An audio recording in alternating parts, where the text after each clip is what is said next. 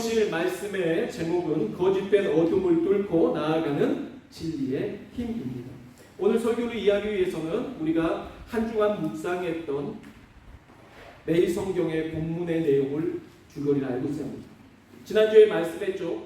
이제 사도 바울이 3차 선교 여행, 전도 여행까지 마치고 그가 결단을 합니다. 머리를 깎고 그리고 자신이 가르쳤던 에베소에 있는 장로들과 더불어서 자신의 제자들에게 이렇게 말합니다. 나는 예루살렘으로 갈 것이다. 바울뿐만 아니라 바울의 제자들도 기도했을 때마다 바울이 예루살렘으로 가면 붙잡히고 안 좋은 일을 겪게 될 것을 영적으로 다 느꼈습니다. 성령께서 응답을 주셨습니다. 그러나 바울은 우리가 보았어도 본인이 결단하고 성령께서 본인의 마음을 움직이신 것을 아는 것입니다.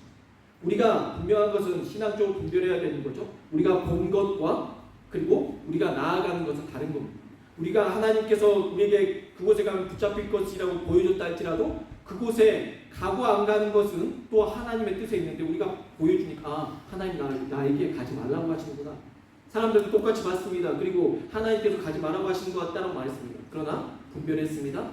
그렇지만 나는 가야 된다. 그리고 바울이 어떻게 합니까? 예루살렘으로 갑니다. 예루살렘으로 가서 바울이 형제들에게, 예루살렘에 있는 형제들에게 말합니다.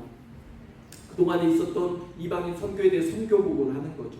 그들이 듣고 은혜를 받습니다. 아, 역시 하나님 살아계시구나, 역사하시는구나 라는 것을 깨달았습니다. 그리고 바울이 사내들인 공회에 이제 가게 됩니다.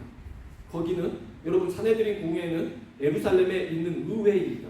거기에는 대제사장과 더불어서 의회 회원들이 구성되어 있는데요. 대사내들인 모임이 있고 또 소사내들인이 있습니다. 근데 대사내들인 모임에서는 의회에 결정하는 사람들이 71명입니다. 의원들이. 그곳에서는 아주 중대한 것을 결정합니다. 종교법 그리고 어떤 문제를 일으켰던 어떤 큰 문제를 다루는 곳입니다. 그리고 작은 이슈에 대해서 다룬 것은 작은 사내들입니다. 어떤 지역사회의 간략한 어떤 작은 어떤 이슈들을 다루는 겁니다. 24명의 어떤 의원들로 구성되어 있습니다.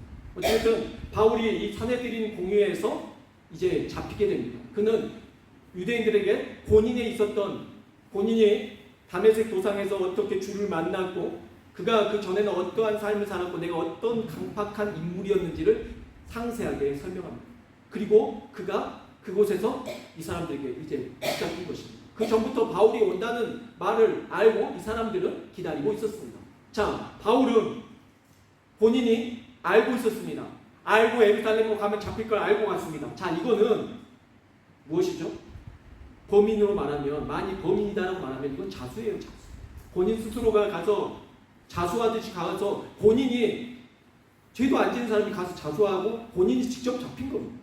근데 마치 대제사장과 그리고 더들로 변호사라는 사람까지도 다 해서 바울을 말을 할 때 억울하게 말을 하고 있어요. 거짓된 걸 말하고 있어요. 마치 자신들이 바울이 도망다니는데 잡아가지고 와서 본인들이 그 재판석에 세운 것처럼 말을 해요. 많은 사람들이 이전에 무슨 일이 있었냐면 그래서 막 이제 사람들이 소요가 일어나서 바울을 죽이자고 일어나니까 거기에서 천부장이 이제 피하게 만듭니다.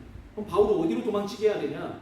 로마의 법적으로 뭔가 심판을 하기로 결정이 안 나면은 건들면 안 됩니다. 그래서 그를 가이사랴 빌립보 지방으로 보냅니다. 가이사랴는 총독이 있는 곳입니다. 거기에 그 당시 총독이 로마의 총독이 누가 있냐면 벨릭스가 있습니다. 자, 총독이란 사람들은 보통 로마의 공화정 당시 초기에는 20명에서 약 30명가량 있었습니다. 그 이후에 로마의 말기까지 가면은 약 50명가량 되는데요. 그렇다는 것은 속주국이 로마가 다스리던 통치하던 로마가 빼앗은 나라들이 그 속주국이 50개 이상 된다는 것입니다. 그 속주국을 이제 총독들이 있는 겁니다. 그러니까 자, 총독들이 있는 지역의 총독들도 두 가지 형태로 나눠져 있습니다. 자, 첫 번째는 프로콘술입니다. 프로콘술이라는 것은 원로에서 세운 사람입니다. 이 사람은 원로에서 세워서 직분이 임기 기간이 1년입니다. 비교적 총독들이 평안하고 조용한 지방을 통치합니다. 또 하나 다른 지역이 있습니다. 자, 프라이토르라는 곳이 있습니다. 프라이토르라는 총독이 있습니다. 프라이토르라는 그 총독직은 프로프라이토르라고 불리기도 하는데요. 이 사람들은 황제가 세운 사람입니다. 임기가 3년입니다. 뭐 잘하면 더 늘려줄 수 있겠죠. 어쨌든 이 사람들은 더 분쟁 지역, 그리고 좀 여러 가지 좀 일하기 복잡한 지역에 세운 사람들. 어찌됐든 대도시에 세우겠죠. 그만큼 더 영향력도 있고 힘도 있을 겁니다. 벨릭스라는 사람이 오늘 여기에 나옵니다. 이 벨릭스 앞에 지금 오늘 대제사장 아나니아와 그리고 변호사 더둘로라는 사람이 가서 바울을 뭐라고 설명하는지 우리 오늘 본문 말씀을 통해서 한번 봐보죠. 그들이 뭐라고 말합니까? 2절 말씀부터 바울을 부르매 더둘로가 고발하여 이르되 벨릭스가 가여 우리가 당신을 힘입어 태평을 누리고 또 이 민족이 당신의 선견으로 말미암아 여러 가지로 개선된 것을 우리가 어느 모양으로나 어느 곳에서나 크게 감사하나이다. 여러분 어떻게 됐든지 그 사람들을 구워 삶고 좋은 말로 그 사람을 내 편으로 만들려면 그 사람을 올려서 말을 해야 됩니다. 지금 그런 기법을 쓰고 있죠. 벨릭스 가카에 우리가 당신 때문에 정말 잘 살고 있습니다. 아주 당신 덕분입니다. 그래서 시켜 세우고 있습니다. 그래서 당신께 너무 감사합니다. 4절 당신을 더 괴롭게 아니하려 하여 우리가 대강 여쭤옵나니 더 많은 게 있죠. 더 큰 일이 있는데 우리가 지금 대강 말하는 것이 이 정도입니다. 그러니까 얼마나 바울이라는 사람은 박하고 나쁜 사람입니까? 라고 말하기 위해서 이런 말을 하고 있는 것입니다. 환영하여 들으시기를 원하나요? 우리가 보니 이 사람은 전염병 같은 자라 천하에 흩어진 유대인을 다 소유하게 하는 자요 나사렛 이단의 우두머리라. 대강 말한다는데 뭐라고 말합니까? 이 사람은 코로나 같은 존재입니다. 아주 전염병. 이 사람 만나면 다 죽습니다. 그러니까 전염병 같은 존재니까 어떻게 되는 겁니까? 로마에 이런 전염병 같은 존재가 있음으로 말미암아 로마의 속주국들이 영향을 받을 것이고 그러면 로마가 분명히 위기 상황에 놓을 거니까 이 사람은 없애야 됩니다라고 끌어와서 그렇게 말을 하는 거죠. 그리고 이단 이단이니까 그들이 봤을 때는 예수님을 믿는 자들은 이단이니까 그 중에 이단 중에서 우두머리라고 말하니까 그거야 틀린 말이라고 하기보다 그런데 그 전에 이 사람들의 기법이 무엇이죠? 거짓을 활용하고 있지 않습니까? 거짓말로 몰아가고 있습니다. 스카펙이라는 사람의 거짓의 사람들이라는 책이 있습니다. 그 책에서는 악한 사람들에 대한 생각을 이렇게 정리하고 있습니다. 인간의 악과 거짓에 대해서 그는 말하고 있는데요. 팩은 사람들이 어떻게 거짓을 통해 자신과 타인을 속이고 그로 인해 발생하는 심리적, 사회적 문제들을 어떠한 것인지 자세히 설명하고 있습니다. 이 책은 진실을 회피하는 것이 얼마나 파괴적인 결과를 초래할 수 있는지를 보여줍니다. 그래서 악한 사람들은 단순히 거짓말을 하는 사람들을 일삼는다고 말하지 않습니다. 우리가 흔히 말하는 거짓말쟁이들은 그 거짓말의 대상이 타인일 때가 많습니다. 그러나 스캇이 말하는 악한 사람들은 타인이 아닌 자기 자신을 속이는 사람들임을 말합니다. 그러니까 우리가 말하는 거짓말은 타인을 속이는 건데 스카펙이 말하는 거짓말에 진짜 그 영향력 있는 더 악한 것은 자기 자신을 속이는 거라는 것이죠. 자기 자신을 기만하는 것입니다. 왜 그럴까요? 그거는 숨기는 것이 있기 때문입니다. 그러니까 이 사람들이 지금 대제사장 아나니아와 그리고 이 더둘로란 변호사는 자기 자신을 속이고 있는 것이죠. 이들은 남에게 발각되면 자신의 입지가 난처해질 것을 두려워하는 것입니다. 왜냐하면 바울이라는 사람이 말했을 때 사람들이 다 마음에 찔림이 있는 겁니다. 사도행전에서도 7장에서 스데반이 말을 했을 때 많은 사람들이 마음에 찔림이 있습니다. 그리고 그들이 찔림이 있는데 거기에서 찔림이 있으면 어떻게 해야 되죠? 우리 죄됨을 깨달았어요. 우리에게 찔림이 없었어. 내가 죄된 것, 이게 죄라는 걸 못 느꼈어요. 근데 어떤 말을 듣고 났더니 내가 죄인임을 정확히 깨달았습니다. 아, 내가 이거 죄 짓고 있었구나. 잘못했구나. 깨닫게 됐습니다. 찔림이 있는 거죠. 마음이 아파요. 거기에서 어떻게 해야 됩니까? 그러면 주여 내가 죄인으로서이다 회개하면 나아가야 되는데 그들은 그 찔림 자체가 되게 불편한 감정인 것입니다. 그래서 여러분이 분명히 알아야 될 것은 우리가 하나님 앞에서 신앙생활을 하다가도 어떠한 말씀을 통해서 내게 찔림이 있을 때 그거를 불편한 감정으로 생각할 게 아니라 성령께서 이 감정을 통해서 나를 회개케 하시는구나 그 방향으로 나아가야지 불편한데 나한테 말하는 것 같은데 나를 지적하는 것 같은데 이렇게 느껴버리면 여러분이 이러한 감정으로 흘러가게 되고 잘못된 그래서 이 감정으로 본인 스스로를 속이는 행위가 되게 된다는 것입니다. 악이란 영어로 에빌이죠. 에빌. E-V-I-L. 자, 근데 여기서 팩이라는 사람은 뭐라고 하냐면 이 악이라는 이 단어를 뒤집으면 뭐가 되죠? L-I-V-E. 리브가 되잖아요. 사는 것. 근데 악이라는 것은 이 사는 것을 뒤집어서 살지 못하게 만드는 거죠. 자, 거짓말은 남을 죽이고 남을 속이려는 데 목적이 있는 줄 알았는데 지금 팩이라는 사람이 말하는 건 무엇이죠? 결국은 그 악이 자기 자신을 속이는 거예요. 그래서 우리가 거짓말하게 되면 저 사람을 못 살게 굴고 저 사람을 못 살게 해서 저 사람을 망하게 하는 게 아니고 결국은 나를 망하게 한다는 겁니다.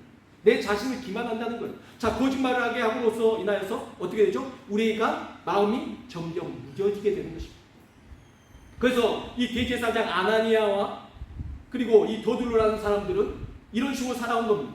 그러면서 점점 자신들의 이 찔림 현상에 대해서 이 불편한 감정을 속이고 본인들이 오히려 그거를 공격적으로 사용하고 있다는 거죠. 그래서 그것을 가지고 기만하며 본인이 가서 지금 벨릭스에게 속이고 있는 것입니다. 왜 로마 총독에게 가야 되냐면 교회법으로 해결이 안 되니까 그런 거예요. 원래 종교법으로 해결해야죠. 그 안에서. 그런데 이 바울이라는 사람은 전염병 같은 사람이라는 표현이 맞습니다. 말을 하니까 이 사람들이 다 찔림이 있고 이 사람들이 막 동요가 일어나는 거예요. 근데 여기에서 이 대제사장이 본인이 확실하게 처리를 안 하면 이 사람들이 지금 다 바울에게 딸려서 전염병에 죽게 생겼거든요. 예수 그리스도라는 그 전염병에 다 전염돼서 다 망하게 생겼거든요. 그러니까 그는 자기 자신도 찔림이 분명히 있었을 건데 자기의 감정을 감추고 잘못된 거예요. 이건 잘못된 거예요. 그렇게 만들어버린 것입니다. 그래서 악이란 자신의 병적인 자아의 정체를 방어하고 보존하기 위해 다른 사람의 정신적 성장을 파괴하는데 힘을 행사하는 것입니다. 또한 팩은 악이란 나르시시즘이 위협을 받을 때 생겨나는 것이라고 말합니다. 우리가 그리스 로마 신화에 나오는 나르키소스라는 사람이 나오죠. 그 사람은 자기 자신 남자가 너무 잘생겼잖아요. 네, 정말 꽃미남. 우리 여성분들이 옛날에 보면 무슨 만화책 여성들만 보는 만화책 보면 정말 꽃미남들 있잖아요. 엄청 잘생긴. 그런 꽃미남 같이 생긴 엄청 잘생기고 자기 얼굴 자기가 반해가지고 물 속에 비친 자신의 얼굴 보면서 막 사랑에 빠지지 않습니까? 이런 것처럼 나르키소스는 자기의 모습에 반해 연못에 비친 자신의 얼굴을 보며 사랑에 빠져 결국 그 자리에서 죽었다라는 이야기처럼 심리학적으로 자기 중심적이고 자신이 특별하다고 믿으며 다른 사람들의 감정이나 필요를 잘 고려하지 않는 성향을 나타냅니다. 그래서 나르시시즘은 건강한 자기 이해와는 다르게 과도한 경우에는 대인관계에 문제를 일으키고 다른 사람에게 해를 끼칠 수 있습니다. 내 자신 사랑하는데 뭐가 문제야? 지나치면 문제죠. 나만 사랑하고 자기 중심적이고 남을 생각하지 않게 되는 것입니다. 그래서 나르시시즘 성격장애는 정신의학적인 진단 기준에 포함되며 이런 성향이 극단적이고 지속적일 때가 있다는 것입니다. 그리고 그렇게 진단된다는 것이죠. 이 장애를 가진 사람들은 종종 비판에 매우 민감하게 됩니다. 그리고 자신이 존경받지 못한다라고 느끼면 분노하거나 우울해질 수 있다는 것입니다. 백은 사람들이 어떻게 거짓을 통해 자신과 타인을 속이고 그로 인해 발생하는 심리적, 사회적인 문제가 무엇인지 설명합니다. 그는 진실을 회피하는 것이 얼마나 파괴적인 결과를 초래하는지 보여주는 것입니다. 그러니까 우리가 예수 그리스도에 대해서 들었을 때 우리 마음이 찔리면 그 진실에 대한 그 감정을 그대로 해야 되는데 그걸 숨기고 회피할 때 오히려 파괴적인 방향으로 흘러가게 되는 것이죠. 그래서 지금 대제사장 아나니아와 그리고 도둘로라는 사람이 다른 사람들이 바울의 말을 듣고 마음이 움직이니까 그걸 본인들이 거짓으로 덮으려고 하는 것입니다. 그래서 우리는 거짓은 세 가지 형태로 나타나는데요. 첫 번째, 자기 중심적인 것입니다. 자신의 문제를 인정하지 않고 그 문제를 다른 사람들에게 투사합니다. 문제는 내게 있는데 내 문제가 아니라 저 사람 때문에. 부부간에도 그럴 수 있죠. 그러니까 우리가 우리 문제를 안 돌아보고 결국은 항상 모든 걸 다 넘겨버리는 거예요. 그렇게 함으로 인해서 내 마음은 편하겠죠. 두 번째, 진실의 피입니다. 이들은 진실을 직면하는 것을 거부하며 거짓과 조작을 통해 자신의 문제를 덮으려고 하는 것입니다. 진실을 보면 막 불편하다니까요. 마음이 불편해 무거우니까 그냥 진실을 외면하고 회피해버리는 것입니다. 셋째, 타인 조작입니다. 이들은 다른 사람들을 조작하고 그들의 자존감을 깎아내리며 자신의 욕구를 충족시키려고 합니다. 이것으로 인해서 자기가 사는 거죠. 그러니까 내가 남들이 여기 잘 됐으면 남들보다 내가 더 열심히 더 잘 되면 되는데 그 방법보다 더 편한 방법, 더 좋은 방법은 무엇입니까? 남을 까내리거나 남을 못 살게 하는 방법이 더 빠른 지름길이라고 생각해서 그렇게 하는 경우가 많다는 것입니다. 남을 그냥 잡아당기는 거죠. 우리가 올라가려 하지 않고 그냥 밑에서 사다리 올라가고 있는 사람들의 발목을 잡고 밑으로 끄집어 내리는 게 더 편하기 때문인 것입니다. 그래서 팩은 우리의 삶에서 거짓이 얼마나 쉽게 퍼지고 그것이 우리의 관계와 사이를 얼마나 파괴할 수 있는지를 경고합니다. 진실을 말하는 것이 때로는 어렵고 고통스러울 수 있지만 그것이야말로 우리를 건강하고 진실된 삶을 살 수 있는 유일한 길임에도 불구하고 그 길로 가지 않게 하고 우리 사람들의 거짓된 사람들의 그 방법은 쉬운 방법으로 사람들을 거짓으로 올가매는 것을 선택한다는 것입니다. 사도행전 24장에 나오는 이 대제사장과 더들로 변호사는 펠릭스 앞에서 자신의 결백을 주장하는 모습이 나옵니다. 이처럼 유대 지도자들은 바울을 고소하며 거짓 증언을 하지만 바울은 진실을 말하며 자신의 무죄를 입증하려 합니다.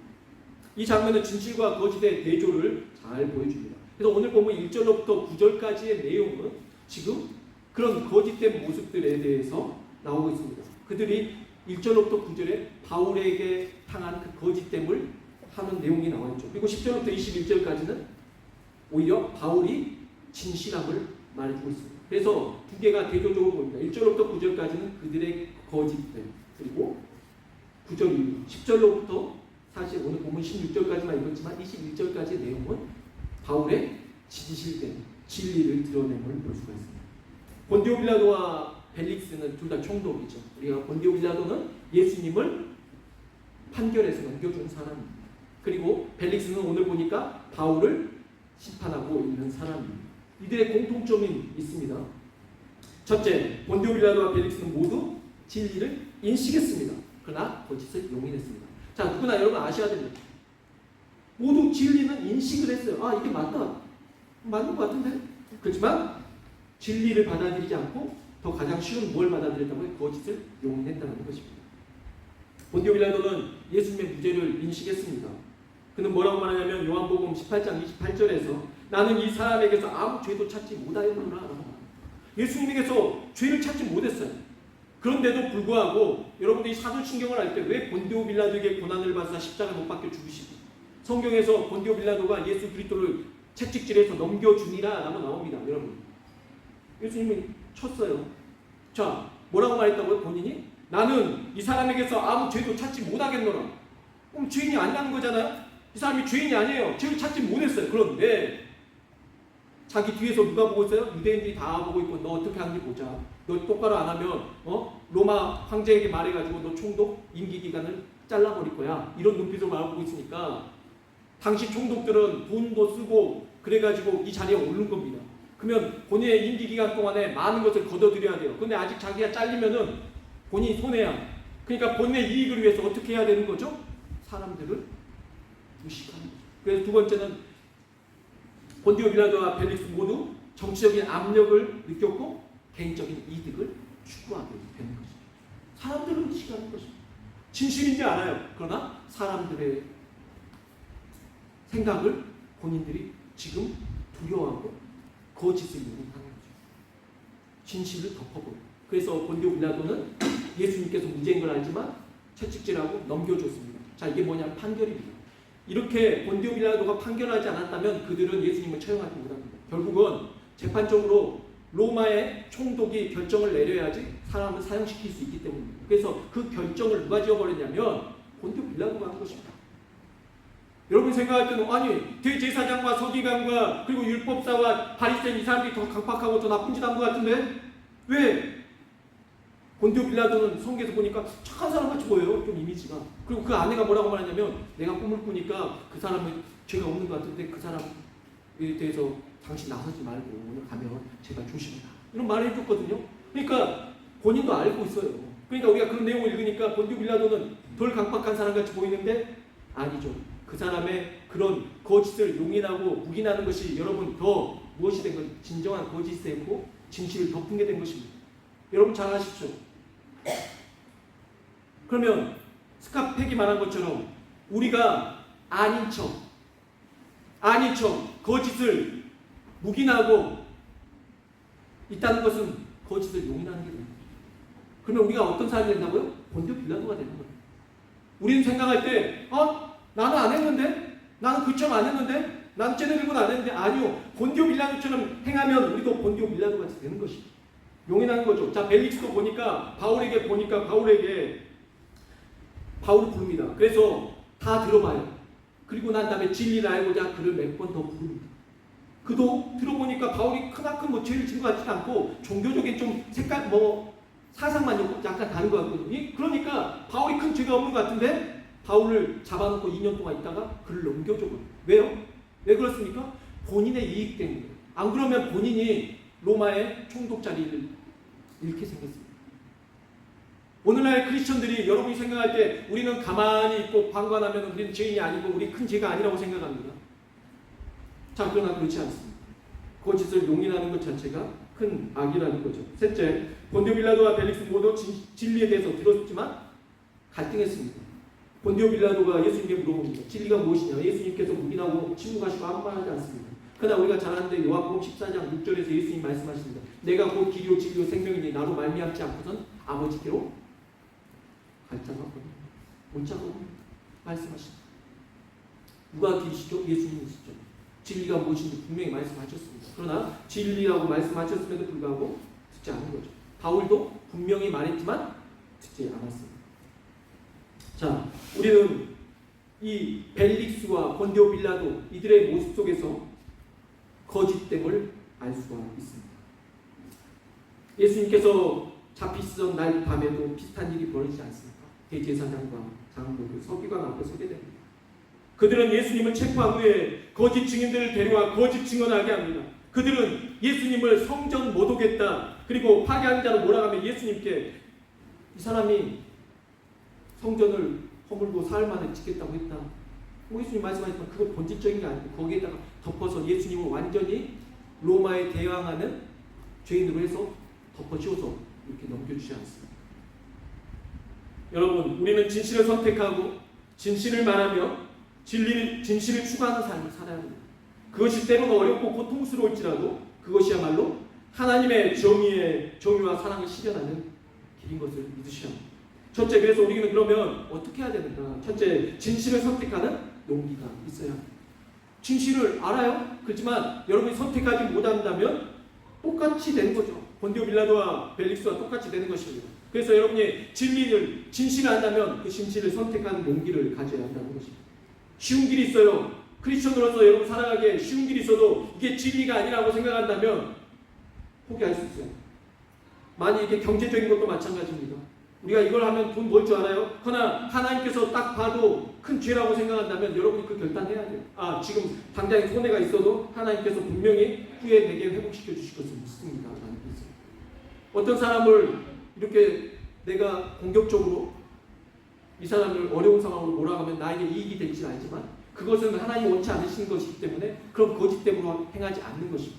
그럴 때 하나님 기뻐하실 줄 믿습니다. 두 번째는 고난 속에서도 진리를 지키는 것이 중요합니다. 여러분, 진리를 지키는 것 자체가 고난입니다. 다들 거짓을 말하고 다 거짓을 말하는 가운데서 나 혼자 진실됨을 말할 때 얼마나 많은 핍박을 받겠습니까? 야, 너만 깨끗하냐? 너만 청결하냐? 얼마나 어렵습니까? 여러분? 군대에서 다 술 마시는데 제가 안 마시니까 야, 너만 안 마셔. 야, 다 마시더라.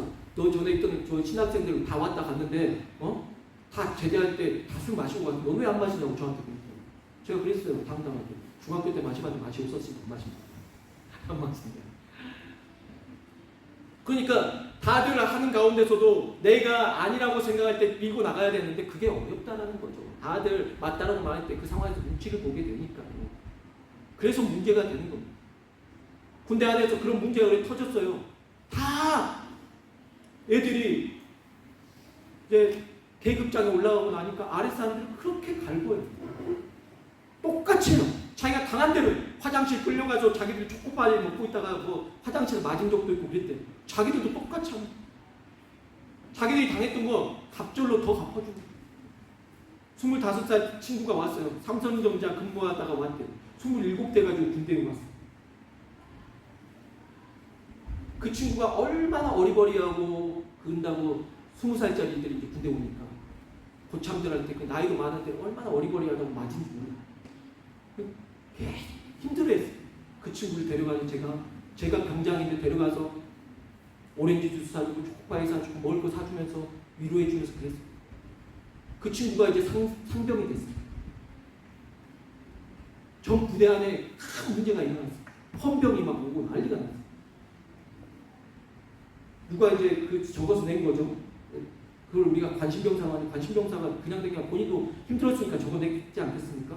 근데 이제 그게 헌병대까지 들어간 온 거죠. 자, 누가 그랬을 것 같습니까? 그 친구를 누가 가장 괴롭혔을 것 같아요? 그 친구였어요. 가장 자기가 군생활할 때 관심병사처럼 가장 힘들었고 그랬던 친구, 가장 어리버리했던 친구가 가장 독한 사람으로 변해있는 거예요. 왜 그렇게 안 좋아합니까? 그렇게 해야지 밑에 후임병들이 자신을 인정한다고. 내가 그렇게 막 후임병들을 갈구고 힘들게 할 때 군생활을 잘한다라고 생각한 겁니다. 그런 거예요. 그래서 더 막 멋있게 된 거예요. 고참 한 명은 정말 신앙생활을 잘했어요. 내가 너무 좋아해서 들어가자마자 저보다 2달 빠른 선임이었는데 교회 가서 이렇게 성가대 지휘하고 얼마나 열심히 했는지 몰라요. 그 고참 너무 좋아했어요. 상병 딱 되니까 교회를 안 나가기 시작해요. 담배 피우고 술 마시기 시작하고 그거야 뭐 놔두죠. 그렇게 사람들이 힘들게 합니다. 그래서 그 고참을 보고 후임병들이 교회를 안 나가요. 왜 그렇게 안 좋아합니까? 그렇게 할 때 자신이 어리버리함이 지워진다고 생각해요. 내가 더 잘한다고 생각한다. 착각한다니까요. 저는 그래서 그 헌병대가 터지고 난 다음에 전체 다 모일 때 처음으로 군생활 때 처음으로 이렇게 모였는데 중대가 한 120명 모일 때 처음으로 제가 그 친구들한테 처음으로 말했어요. 나는 제가 최고 고참이었고 나는 이등병 때 가장 어리버리했다. 전도사 하다가 왔는데 편지를 쓰면 사랑하는 전도사님 잘 계시죠? 아니 그 편지 읽을 때마다 아니다. 뭐 사랑하고 존경은 나 지금도 오늘도 고참대 8번 끌려간다. 근데 얼마나 힘들었는지 몰라. 뭐 담배 안 핀다, 넌 술도 안 마신다. 뭐 그러면서 또 교회 갔다 왔다고 훈련 때만 얼마나 힘들었는지 몰라. 똑같이 해줄 수 있잖아요. 안 했습니다. 제가 그것 때문에 아마 2년 참게 하셨는지 모르겠지만 하나님 앞에 그 친구들 앞에 처음으로 그렇게 말했는데 설교가 되버리고 설교를 하려는 게 아니야. 나 이렇게 가장 어리버리했다. 그렇지만 나는 그렇게 행하지 않았고 너희들이 지금 나를 인정하고 있지만 군대 안에서도 제가 운전병이었기 때문에 가장 또 뭐 휴가도 뭐 이런 것도 많이 받고 그리고 애들이 저한테 기술을 배우고 제가 말했어요. 고참들은 나한테 자동차를 고치는 법을 한 번도 가르쳐준 게 없다. 나한테 오히려 몽키 스패너를 치고 던지고 막 진짜 욕하고 그랬어요. 그러니까 안 배우니까 혼자서 뜯어보면서 이렇게 해가지고 그 친구들을 제가 고참 되고 나니까 가르치는 거예요. 근데 힘들죠. 저도 욕하고 싶습니다. 근데 욕할 수가 없죠. 왜냐? 전도사 생활하다 왔다는데 제가 어떻게 욕을 해요? 다 보고 있는데 말 못하는 거예요. 저는 그렇게 많은 욕을 받고 조인트라고 해서 여기 정강이도 많고 얼마나 많은 힘든 생활 뭐 근무 쓰다가 정말 총으로 이렇게 여기 철문을 때리기도 하고 많이 당했어요. 근데 안 했어요. 그리고 나서 그 헌병대가 왔을 때 그 일을 대했을 때 그 친구가 그 말했어요. 당신들 느꼈죠? 너네가 그 친구들 데려가서 먼저 먹을 걸 사고 잘해주기 전에 너네가 먼저 항상 데리고 가서 너희들이 당한 걸 똑같이 갚으니까 문제지. 먼저 그 친구들에게 잘못했다고 말하기 전에 먼저 잘해준 적 있냐? 이 말했을 때 이제 그 안에서 회계운동만 지금 끝나고 나니까 다 뭐 막 PX 데려가고 막 이런 일이 생겼어요. 하나님의 은혜로 제대할 때 정말 많은 사람들에게 그리고 뭐 행정보급관님, 그 중대장님들 좋은 걸 다 받았어요. 이거 하나의 은혜죠. 제가 뭘 말하려고 합니까? 사람들은 내가 악하게 하고 내가 그 사람을 더 힘들게 하면 내가 더 잘하고 있다고 착각을 합니다. 내가 남에게 비판을 하고 있으면 그 비판하는 것이 결국에는 그 비판하는 기준이 있어서 나는 천투천미한 사람으로 보일 거라고 생각을 해요. 이게 착각입니다. 그래서 신앙생활 할 때도 우리가 그렇게 해나가는 경우가 있습니다. 그런 거짓됨으로 내 자신을 속이고 있을 때가 있다는 거죠. 그래서 폐기란 사람이 많은 거죠. 남을 타인을 못 살게 하는 게 아니라 자기 자신을 속이고 있는 거라니까. 그게 내 자신을 힘들게 만드는 거예요. 사랑하는 성도 여러분, 오늘날의 크리스천들이 무엇이 문제냐면 우리 자신을 돌아보지 않는 것이 문제인 것이에요. 오늘 말씀의 제목이 무엇입니까? 거짓의 어둠을 뚫고 진리의 힘으로 여러분 이겨내는 것입니다. 근데 우리는 잠식되어 버려요. 그 거짓의 어둠에 잠식되어 버려요. 그게 더 있어 보이거든요. 일단 덮어버리는 것 같습니다. 진리를 지키는 게 얼마나 어려운 건지 모릅니다. 그러나 여러분 아셔야 된다. 거짓은 결국 드러나게 된다는 것입니다. 네, 이제 마지막으로 여러분 아셔야 될 것은 예수님은 진리이십니다. 이 어둠 가운데서, 이 거짓 가운데서 여러분 이겨낼 수 있는 힘이 오직 예수 그리스도라는 것입니다. 길이요 진리요 생명이신 예수 그리스도. 그 진리를 누가 선택한 겁니까? 바울이 선택한 겁니다. 누가 선택한 겁니까? 예수님께서 진리의 길로 나아가신 것입니다. 그래서 바울은 그 진리를 붙잡는 것입니다. 결론입니다. 사랑하는 성도 여러분, 우리는 이야기를 통해서 진실의 힘과 거짓의 파괴력을 깊이 깨달아야 합니다. 우리도 매일의 삶 속에서 진실을 추구해야 합니다. 스카페이 경고한 것처럼 거짓은 우리의 삶과 관계를 파괴할 수 있습니다. 그리고 바울이 보여준 것처럼 진실을 말하는 것이야말로 하나님의 뜻을 실현하는 길입니다. 사랑하는 성도 여러분, 우리는 모두 진실과 거짓의 갈림길에 있습니다. 오늘날의 목회자들의 설교도 저도 마찬가지입니다. 저의 설교도 여러분에게 언제 여러분이 매주 설교 들으면 알겠지만 제가 여러분에게 회개하십시오 하는 게 있습니까? 없습니다. 못합니다. 저도 무서워서 못합니다. 왜요? 저도 여러분을 의식해서 못합니다. 왜냐? 그런 우리가 항체를 갖고 있지 않기 때문에, 그런 백신을 갖고 있지 않기 때문에. 옛날에 크리스천들은 목회자가 앞에서 말씀대로 잘못된 것을 회개하십시오 하면 거기에서 그 항체가 있었어요. 그걸 받아들이고 정말 회개하면서 하나님 앞에 난 죄인입니다 꼬꾸라지면서 회개하면서 회복됨이 있었어요. 오늘날 많이 그렇게 가잖아요. 그럼 큰일 납니다. 그런 항체가 갖고 있지 않습니다. 그러니까 제가 무슨 말을 하는 것입니다. 여러분, 우리에게 이 항체가 있어요. 진리를 들을 수 있는 항체가 있어요. 거짓됨을 밝혀내고 거짓을 부인하고 진실을 받아들이는 그 능력을 갖춰야 된다는 것입니다. 오늘날에 잘못된 게 있습니다. 내 모습을 그 잘못된 말씀 속에서 비춰질 때 회개하는 그런 믿음이 있어요. 그런 용기가 있어야 돼요. 그럴 때 여러분의 믿음이 자라는 것입니다. 근데 그걸 덮어버린 순간 여러분의 신앙은 성장하지 않을 것입니다. 그럼 결국은 어떻게 해야 된다는 것입니다. 우리 자신을 돌아봐야 된다는 것입니다. 가정 안에서도 부부관계 안에서도 네가 잘했다 내가 잘했다가 아니라 먼저 내 모습을 돌아보고 내가 잘못된 걸 돌아볼 수 있어야 될 것이고요. 사회 속에서도 마찬가지고 교회 속에서도 마찬가지고 먼저 우리를 돌아봐야 될 줄이 있습니다. 남들의 타인의 문제점이 아니라 내 자신의 문제점을 밝히 들여보고 나도 거짓된 사람이구나. 내 모습도 이 대제사장 아나니아와 같지 않나? 이 변호사 더들로와 같지 않나? 바울은 진리를 위해서 나의 생명을 조금 더 귀한 것을 여기지 않고 나아가겠다라고 말하는데 우리는 죽는 게 두렵고 진리를 밝히는 게 두려워서 거짓을 선택하며 살고 있지 않나 생각해 봐야 됩니다. 우리는 진실을 선택하는 용기를 가져야 합니다. 진실은 우리의 믿음을 강화시키고 하나님과의 관계를 깊게 합니다. 거짓은 결국 드러나게 되어 있으며 우리는 그 대가를 치러야 합니다. 예수님은 우리의 진리시며 그분을 따르는 것이 우리의 삶의 기준이 되어야 합니다. 오늘도 예수님을 의지하며 진실을 선택하는 삶을 살아가시기를 축복합니다. 하나님께서 여러분과 함께 하시며 여러분을 진리의 빛 가운데로 이끄시기를 소망합니다. 기도하겠습니다.